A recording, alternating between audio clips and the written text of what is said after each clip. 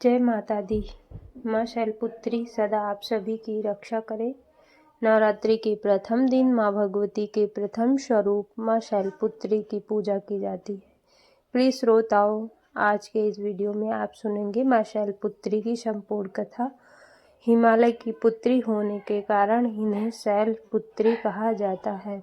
माँ शैलपुत्री का स्वरूप बहुत ही शांत और सरल है।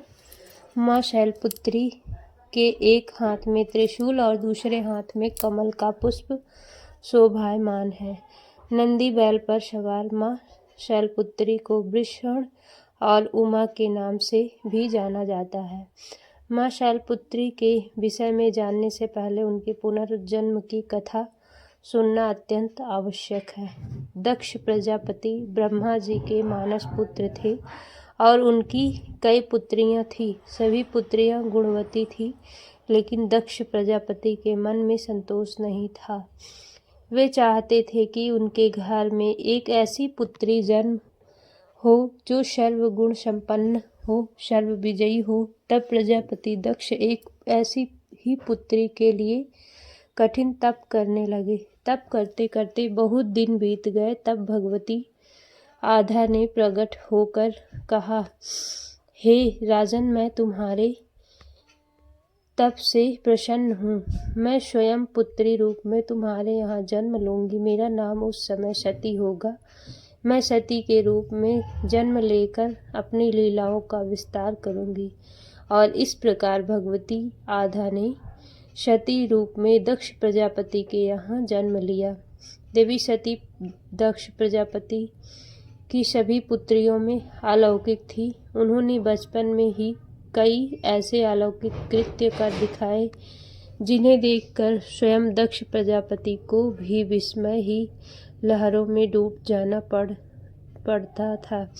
जब सती विवाह योग्य हो गई तो दक्ष को उनके लिए वर ढूंढने की चिंता हुई। उन्होंने श्री ब्रह्मा जी से परामर्श किया। ब्रह्मा जी ने कहा, देवी सती आप का अवतार है और आधा आदि शक्ति और शिव आदि पुरुष है, इसलिए सती के विवाह के लिए शिव ही योग्य और उचित वर है। तब प्रजापति दक्ष ने ब्रह्मा जी की बात मानकर देवी सती का विवाह भगवान शिव के साथ कर दिया। अब देवी सती कैलाश पर्वत में जाकर भगवान शिव के साथ रहने लगी। हालांकि भगवान शिव दक्ष प्रजापति के दामाद थे, फिर भी एक ऐसी घटना घटित हुई जिसके कारण दक्ष के हृदय में भगवान शिव के प्रति और विरोध उत्पन्न हो गया। वह घटना कुछ इस प्रकार थी। एक बार श्री ब्रह्मा जी ने धर्म के निरूपण के लिए एक विशाल सभा का आयोजन किया। सभी बड़े बड़े देवता सभा में एकत्रित थे। भगवान शिव भी एक ओर ध्यान मग्न बैठे हुए थे। सभा मंडल में प्रजापति दक्ष का आगमन हुआ। दक्ष प्रजापति के आगमन होते ही सभी देवता तो उठकर खड़े हो गए, किंतु उस समय दो लोग खड़े नहीं हुए, ब्रह्मा जी और भगवान शिव। दक्ष प्रजापति ने ब्रह्मा जी के विषय में तो यह सोचा कि वे तो उनके पिता हैं, अगर वे खड़े नहीं हुए तो कोई बात नहीं, लेकिन शिव जी तो मेरे दामाद हैं, उन्हें तो मेरे सम्मान में उठकर खड़े होना चाहिए था। भगवान शिव तो ध्यान में मग्न थे। उन्होंने इस ओर ध्यान ही नहीं दिया कि सभा में कौन आया और कौन नहीं। उन्होंने उठकर अपने ससुर को प्रणाम किया। तब दक्ष प्रजापति ने इसे अपना अपमान समझा। केवल इतना ही नहीं, उनके हृदय में भगवान शिव के प्रति ईर्ष्या की अग्नि जल उठी। अब वे उनसे बदला लेने के लिए उचित समय और अवसर की प्रतीक्षा करने लगे। भगवान शिव को तो किसी के मान और किसी के अपमान से भला क्या मतलब है। वे तो सबको एक समान भाव से देखते हैं। उन्हें तो चारों ओर अमृत दिखाई पड़ता है। जहाँ अमृत होता है फिर वहाँ कड़वाहट और कसैलेपन का भला क्या काम। भगवान शिव कैलाश पर्वत में रात दिन राम राम कहा करते थे। एक दिन देवी सती के मन में जिज्ञासा उत्पन्न हुई। उन्होंने अवसर पाकर भगवान शिव से एक प्रश्न किया कि हे प्रभु, आप हर समय राम राम क्यों कहते रहते हैं? राम कौन है? तब भगवान शिव ने देवी को उत्तर दिया कि देवी राम आदि पुरुष है, स्वयंभू है और मेरे आराध्य हैं, सगुण भी हैं और निगुण भी हैं। किंतु देवी सती के कंठ के नीचे यह बात नहीं उतरी। वे तो भगवान शिव को ही सर्वोपरि समझती थी। वे सोचने लगी कि अयोध्या के राजा दशरथ के पुत्र श्री राम आदि पुरुष के अवतार कैसे हो सकते हैं। वे तो खुद आजकल अपनी पत्नी सीता जी के वियोग में दंडक वन में उन्मत्त की तरह विचरण कर रहे हैं। वृक्ष और लताओं से उनका पता पूछते फिर रहे हैं। फिर अगर वे आदि पुरुष के अवतार होते तो इस प्रकार आचरण करते? क्या वे आसानी से सीता जी का पता नहीं लगा लेते, उन्हें पा नहीं लेते? अब देवी सती के मन में श्री राम की परीक्षा लेने का विचार उत्पन्न हुआ। अब देवी खुद सीता जी का रूप धारण करके दंडक वन में जा पहुंची और श्री राम जी के सामने प्रकट हो गई। भगवान श्री राम ने सती को देवी सीता के रूप में देखा तो कहने लगी, माते आप अकेले यहाँ वन में कहाँ घूम रही हैं? भोलेनाथ कहाँ हैं? भोलेनाथ तो नजर नहीं आ रहे हैं। भगवान श्री राम के ऐसे पूछने पर अब तो देवी सती से कोई भी उत्तर नहीं बना। वे तुरंत ही अदृश्य हो गई और मन ही मन पश्चाताप करने लगी कि उन्होंने तो व्यर्थ ही श्री राम पर संदेह किया। देवी सती तो अपना रूप बदलकर श्री राम के पास गई थी, फिर भी श्री राम ने उन्हें पहचान लिया। अब यह सोचकर देवी सती वापस कैलाश पर्वत पर गई। वे भगवान शिव को इस विषय में कुछ भी बताकर नहीं गई थी। जब भगवान शिव ने उन्हें कैलाश पर्वत पर वापस आते देखा तो कहने लगे, सती आपने सीता जी के रूप में श्री राम की परीक्षा लेकर बिल्कुल भी अच्छा नहीं किया। सीता जी मेरी आराध्य हैं, अब तुम मेरी अर्धांगिनी कैसे रह सकती हो? इस जन्म में हम और तुम पति और पत्नी के रूप में नहीं मिल सकते। शिव जी का यह कथन सुनकर देवी सती को बहुत दुख पहुंचा, लेकिन अब क्या हो सकता था? शिव जी के मुख से निकली हुई बात असत्य कैसे हो सकती है? इसके बाद शिव जी समाधि में लीन हो गए। देवी सती दुख और पश्चाताप की लहरों में डूबने लगी। उन्हीं दिनों देवी सती के पिता कनखल में बहुत बड़ा यज्ञ कर रहे थे। उन्होंने उस समय यज्ञ में सभी देवी देवताओं और मुनियों को आमंत्रित किया था, किंतु शिव जी को निमंत्रण नहीं भेजा, क्योंकि उनके मन में शिव जी के प्रति ईर्ष्या जो भरी थी। कैलाश पर्वत पर जब देवी सती को यह पता चला कि उन्होंने पिता बहुत बड़ा यज्ञ कर रहे हैं तो उनका भी मन यज्ञ में सम्मिलित होने के लिए मचल उठा। उसी समय आकाश मार्ग से उनके पिता के यहाँ होने वाले यज्ञ में जाते हुए विमान दिखाई पड़े। देवी सती ने उन विमानों को देखकर भगवान शिव से पूछा कि प्रभु, यह सभी विमान किसके हैं और कहाँ जा रहे हैं? तब भगवान शंकर ने बताया कि आपके पिता ने एक यज्ञ किया है। सभी देवता और देवांगना इन विमानों में बैठकर उसी यज्ञ में सम्मिलित होने के लिए जा रहे हैं। तब देवी सती ने प्रश्न किया कि प्रभु, क्या मेरे पिता ने आपको यज्ञ में सम्मिलित होने के लिए निमंत्रण नहीं भेजा? भगवान शिव ने उत्तर दिया, आपके पिता मुझसे बैर रखते हैं, फिर वे भला मुझे क्यों बुलाने लगे? देवी सती मन ही मन सोचने लगी कि फिर बोली, हे नाथ, यज्ञ के अवसर पर मेरी बहनें भी जरूर आएंगी। उनसे मिले हुए बहुत दिन बीत गए हैं। अगर आपकी आज्ञा हो तो मैं भी अपने पिता के घर जाना चाहती हूँ। यज्ञ में सम्मिलित हो लूँगी और अपनी बहनों से भी मिलने का सुअवसर मिल जाएगा। भगवान शिव ने देवी सती को समझाया कि हे देवी, इस समय वहाँ जाना उचित नहीं होगा। आपके पिता मुझसे बैर भाव रखते हैं। हो सकता है वे आपका भी अपमान करें और फिर बिना बुलाए किसी के घर जाना ठीक नहीं होगा।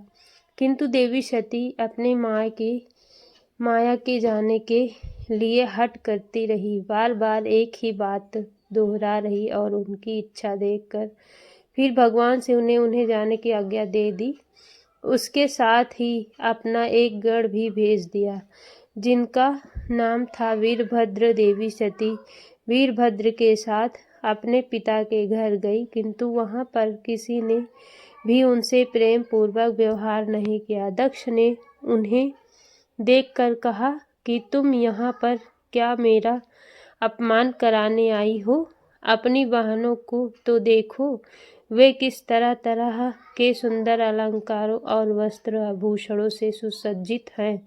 तुम्हारे शरीर पर तो केवल बाम भर आए। तुम्हारा पति शमशानवासी और भूतों का नायक है, वह तुम्हें बाग वर छोड़कर भला और पहना भी क्या सकता है। दक्ष के ऐसा कहने से देवी सती के हृदय में पश्चाताप का सागर उमड़ पड़ा। अब वे पश्चाताप करते हुए सोचने लगी कि उन्होंने यहाँ आकर तो बिल्कुल भी अच्छा नहीं किया। भगवान तो ठीक ही कह रहे थे कि बिना बुलाए पिता के घर भी नहीं जाना चाहिए। अब क्या हो सकता है, अब तो मैं आ ही गई हूँ। पिता के कड़वे और अपमानजनक शब्द सुनकर भी देवी सती मौन रही। फिर वे उस मंडप में गई जहाँ सभी देवता और ऋषि मुनि बैठे हुए थे और यज्ञ कुंड में धू धू करती हुई अग्नि चल रही थी और उस अग्नि में आहुतियां डाली जा रही थी। देवी सती ने यज्ञ मंडप में सभी देवताओं के तो भाग देखे, किंतु भगवान शिव का भाग नहीं देखा।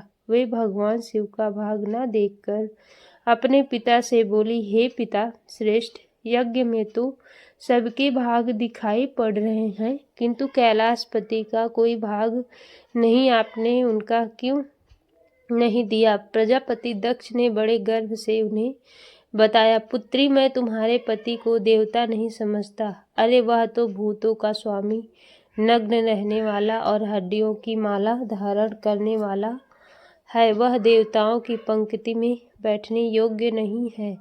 भला उसे कौन सा भाग देंगे? यह सुनते ही देवी सती के नेत्र क्रोध से लाल हो गए, उनकी भवें टेढ़ी हो गई और उनका मुखमंडल प्रलय के सूर्य की तरह दमक उठा।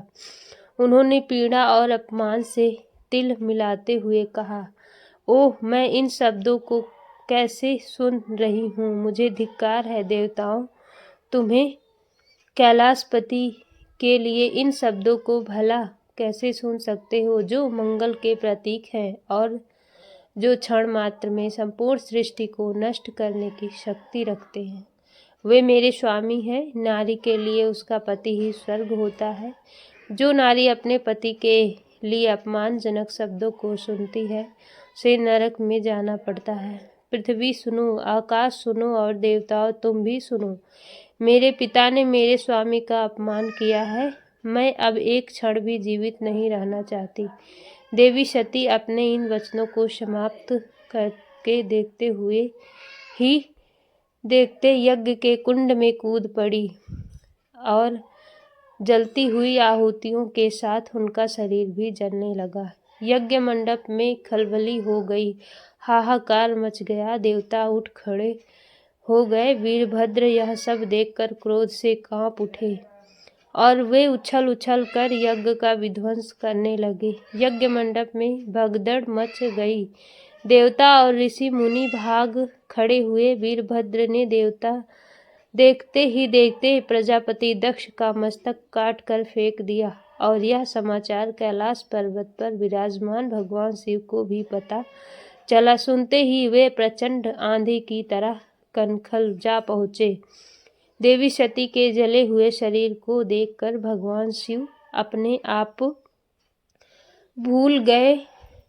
देवी सती के प्रेम और उनकी भक्ति ने भगवान के मन को व्याकुल कर दिया था। उन शंकर जी के मन को व्याकुल कर दिया था जिन्होंने काम पर भी विजय पाई थी और जो सारी सृष्टि को नष्ट करने की क्षमता रखते थे। वे देवी सती के प्रेम में खो गए। बेशुद्ध हो गई, फिर भी भगवान शिव ने उन्मत्त की तरह देवी सती के जले हुए शरीर को कंधे पर रख दिया और वे सभी दिशाओं में भ्रमण करने लगे। भगवान शिव और देवी सती के इस अलौकिक प्रेम को देखकर पृथ्वी रुक गई, हवा रुक गई, जल का प्रवाह ठहर गया, यहाँ तक कि देवता गण भी अपनी अपनी सांसें थामे इस भयानक और दारुण दृश्य को देखने लगे। सृष्टि व्याकुल हो गई, सृष्टि के सभी प्राणी त्राहिमाम करने लगे। भयानक संकट उपस्थित देखकर सृष्टि के पालक भगवान श्री हरि आगे बढ़े। वे भगवान शिव के बेशुद्धि में अपने चक्र से देवी सती के एक एक अंग को काटकर गिराने लगे। धरती पर 51 जगह पर देवी सती के अंग कटकर गिरे।